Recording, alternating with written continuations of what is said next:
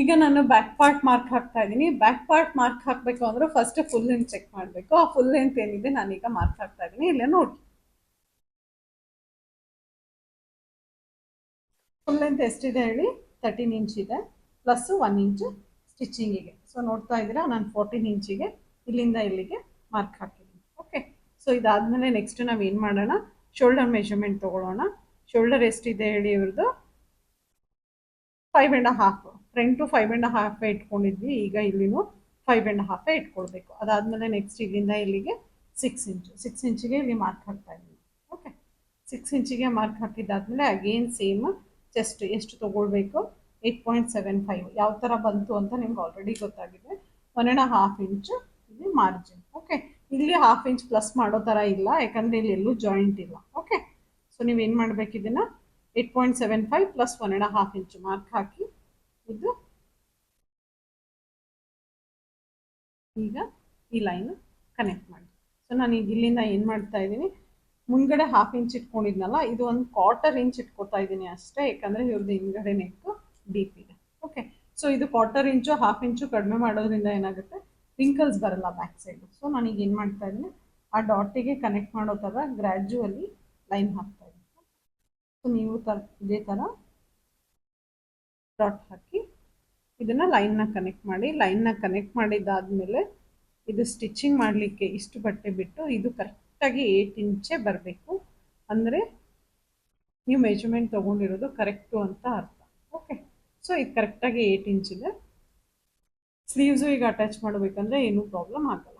Okay, so ನಾನೀಗ ಏನು ಮಾಡ್ತಾ ಇದ್ದೀನಿ, ಈ ಲೈನನ್ನು ಈ ಲೈನಿಗೆ ಕನೆಕ್ಟ್ ಮಾಡಿ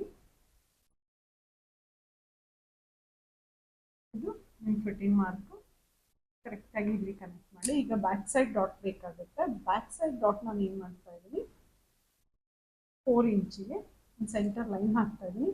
ಈ ಕಡೆ ಒಂದು 1/2 ಇಂಚು, ಈ ಕಡೆ ಒಂದು 1/2 ಇಂಚ್ ತೊಗೊಂಡು ಇದನ್ನು ಅರೌಂಡ್ 3.5-4 ಇಂಚ್ ತನಕ ನೀವು ಎಕ್ಸ್ಟೆಂಡ್ ಮಾಡ್ಕೊಳ್ಬಹುದು. ಓಕೆ, ಸೊ ಈಗ 4 ಇಂಚಿಗೆ ಡಾಟ್ ಹಾಕಿ ಫಿನಿಶಿಂಗ್ ಬರಲಿಲ್ಲ ಅಂತ 1-2 ಪಾಯಿಂಟ್ ನೀವು ಮೇಲೆ ತೊಗೊಂಡ್ರು ಏನೂ ತೊಂದರೆ ಇಲ್ಲ.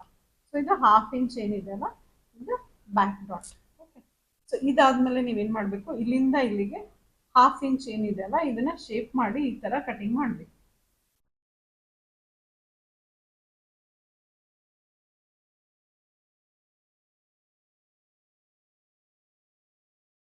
ಕಾಣ್ತಾ ಇದೆಯಾ, ಇದನ್ನ ಕಟಿಂಗ್ ಮಾಡಿದ್ರೆ ಇದು ನೀವು ಟಕ್ಸ್ ಹಾಕಿದ್ದಾದ್ಮೇಲೆ ಇದು ಹಿಂಗೆ ಕೆಳಗಡೆ ಬರಲ್ಲ, ಹಿಂಗಡೆ ಶೇಪ್ ಏನಿದೆಯಲ್ಲ ಸ್ಟ್ರೇಟ್ ಆಗಿ ಬರುತ್ತೆ. ಅದು ಹೊಲಿಯಬೇಕಂದ್ರೆ ಇನ್ನೊಂದ್ಸರ್ತಿ ಎಕ್ಸ್ಪ್ಲೇನ್ ಮಾಡ್ತೀನಿ. ಓಕೆ, ಸೊ ಈಗ ನಾವು ಫ್ರಂಟ್ ಪಾರ್ಟ್ ಏನು ಮಾಡ್ತಾ ಇದ್ದೀನಿ, ಸೇಮ್ ಫ್ರಂಟ್ ಯಾವ ಥರ ಮಾಡಿದ್ನಲ್ಲ 2.75ಗೆ ಇಲ್ಲಿ ಮಾರ್ಕ್ ಹಾಕಿದ್ದೀನಿ ನೋಡಿ. 2.75ಗೆ ಇಲ್ಲಿ ಮಾರ್ಕ್ ಹಾಕಿ ಇವ್ರದ್ದು ಬ್ಯಾಕ್ ನೆಕ್ ಎಷ್ಟಿದೆ ಹೇಳಿ, 10 ಇಂಚ್ ಇದೆ. ಸೊ ನಾನು ಏನು ಮಾಡ್ತಾ ಇದ್ದೀನಿ, 10 ಇಂಚಿಗೆ ಒಂದು ಮಾರ್ಕ್ ಹಾಕ್ತಾ ಇದ್ದೀನಿ. ಸೊ 10 ಇಂಚಿಗೆ ಮಾರ್ಕ್ ಹಾಕಿದ ತಕ್ಷಣ ಸೇಮ್ ನೀವು ಇದನ್ನು ಇದೇ ಥರ ಬಾಕ್ಸ್ ಹಾಕೊಳ್ಳೋದಿದ್ರೆ ಬಾಕ್ಸ್ ಹಾಕೊಳ್ಳಿ. ಓಕೆ, ಸೊ ಈ ಬಾಕ್ಸಲ್ಲಿ ನೀವು ಇದನ್ನು ಇಷ್ಟೇ ಮಾಡೋದಿದ್ರೆ ಇದೇ ಥರ ಕನೆಕ್ಟ್ ಮಾಡಿ. ಇಲ್ಲಿಂದ ಇಲ್ಲಿಗೆ 1 ಇಂಚ್ ಬರ್ಬೋದು ಇದು. ಹಾಂ, 1 ಇಂಚ್. ಓಕೆ, ಸೊ 1 ಇಂಚ್ ಹಾಕಿ ಇದನ್ನು ಇದೇ ಥರ ಇದಕ್ಕೆ ಕನೆಕ್ಟ್ ಮಾಡಿ ರೌಂಡ್ ನೆಕ್ ಮಾಡಿ. ಇಲ್ಲ ಇನ್ನೊಂದು ಸ್ವಲ್ಪ ಬ್ರಾಡ್ ಬೇಕು ಅಂದರೆ ಸೇಮ್ ಫ್ರಂಟ್ ಪಾರ್ಟ್ ಯಾವ ಥರ ಮಾಡಿದ್ರಲ್ಲ ಅದೇ ಥರ ಗ್ರ್ಯಾಜುವಲಿ 1/2 ಇಂಚು ಇದೇ ಥರ ಕಾಣ್ತಾ ಇದೆಯಾ, ಈ ಥರ ಇದನ್ನು ಎಕ್ಸ್ಟೆಂಡ್ ಮಾಡ್ಕೊಳ್ಳಿ. ಸೊ ಈಗ ನಾನು ಇದನ್ನು ಬಿಟ್ಟು ಇದನ್ನು ಮಾರ್ಕ್ ಹಾಕ್ತೀನಿ. ಎರಡೂ ನಡೆಯುತ್ತೆ, ಹೆಚ್ಚು ಕಡಿಮೆ ಏನೂ ಪ್ರಾಬ್ಲಮ್ ಆಗಲ್ಲ ಫಿಟ್ಟಿಂಗಲ್ಲಿ. So no need to worry. So ನಿಮ್ಗೆ ಇದು ಬ್ಯಾಕ್ ಪಾರ್ಟು ಅರ್ಥ ಆಗಿರಬೇಕು ಅನ್ಕೋತೀನಿ. ಏನಾದರೂ ಅರ್ಥ ಆಗಿಲ್ಲ ಅಂದರೆ ನನಗೆ ಪರ್ಸ್ನಲ್ ಆಗಿ ಕಾಲ್ ಮಾಡಿ ನಿಮ್ಮ ಡೌಟ್ಸ್ನ ಕ್ಲಿಯರ್ ಮಾಡ್ಕೊಳ್ಳಿ. ಓಕೆ, ನಾನೀಗ ಇದನ್ನು ಕಟಿಂಗ್ ಮಾಡ್ತೀನಿ.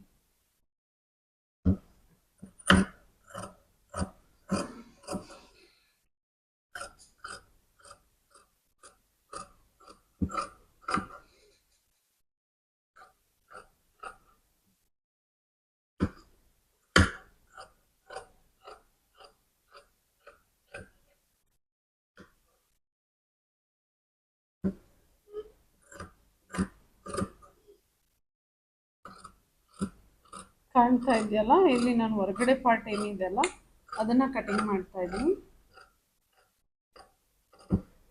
ಓಕೆ, ಸೊ ಈಗ ನೋಡಿ ಈಗ ನಾನು ಬ್ಯಾಕ್ ಪಾರ್ಟ್ ಕಟಿಂಗ್ ಮಾಡಿದ್ದನ್ನ ನೀವು ನೋಡಿದ್ರಿ. ಬ್ಯಾಕ್ ಪಾರ್ಟ್ ಅಲ್ಲಿ ಏನೇನು ನೋಟಿಸ್ ಮಾಡೋದಿರುತ್ತೆ ಅಂದ್ರೆ ಶೋಲ್ಡರು, ಆರ್ಮ್ ಹೋಲು, ಆಮೇಲೆ ಚೆಸ್ಟ್, ಇದು ಎಲ್ಲದ್ರದ್ದು ಮೆಜರ್ಮೆಂಟ್ ನೀಟಾಗಿ ಬರಬೇಕು. ಆಮೇಲೆ ಆರ್ಮ್ ಹೋಲ್ ನೀವು ಕ್ರಾಸ್ ಚೆಕ್ ಮಾಡ್ಕೊಂಡಾಗ ಸ್ಲೀವ್ಸ್ ಎಷ್ಟಿತ್ತು ಅಷ್ಟೇ ಬರಬೇಕು, ಸ್ಟಿಚಿಂಗ್ ಮಾರ್ಜಿನ್ ಬಿಟ್ಟು. ಆಮೇಲೆ ಬ್ಯಾಕ್ ಟಕ್ಸ್ ಅಂತೂ ಮಾರ್ಕ್ ಹಾಕಿದ್ದೇ ಇದೆ, ನೀವು ಅದನ್ನ ನೋಡಿದ್ದೀರಾ. ನಿಮ್ಗೆ ಏನಾದರೂ ಪ್ರಾಬ್ಲಮ್ಸ್ ಇತ್ತು ಅಂತಂದ್ರೆ ನೀವು ನನಗೆ ಹೇಳ್ಬೋದು. ಟಕ್ಸ್ ಏನಾದರೂ ಆ ಕಡೆ ಈ ಕಡೆ ಆಯ್ತು ಅಂತಂದ್ರೆ ಅದು ನಿಮ್ಮ ಫಿಟ್ಟಿಂಗ್ ಒಳಗಡೆ ಏನೂ ಪ್ರಾಬ್ಲಮ್ ಆಗಲ್ಲ. So need not to worry. Still you have any doubts you can call me any time. ಈಗ ನಾನು ಏನು ಮಾಡ್ತೀನಿ, ಮೇನ್ ಬಟ್ಟೆ ಇದನ್ನೆಲ್ಲ ಇಟ್ಕೊಂಡು ಕಟಿಂಗ್ ಮಾಡ್ಕೊಳ್ತೀನಿ, ಅದನ್ನು ನೀವು ನೋಡಿ.